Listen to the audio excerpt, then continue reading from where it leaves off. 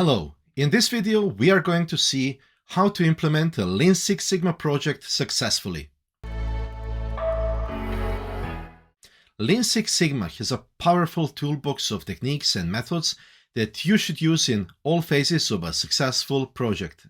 At heart of any project is DMAIC, or Define, Measure, Analyze, Improve, and Control.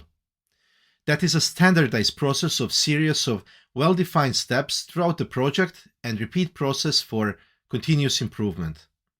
In addition to the DMAIC process, Lean Six Sigma also uses DMAIC, which means Define, Measure, Analyze, Design, and Verify, especially for new processes or where process requires a radical change. This process is mirrored with one exception. A new process is being created instead of improved.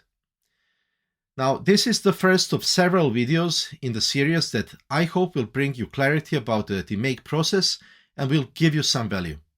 So hit the subscribe and like buttons not to miss future content, and I'll see you in the next one.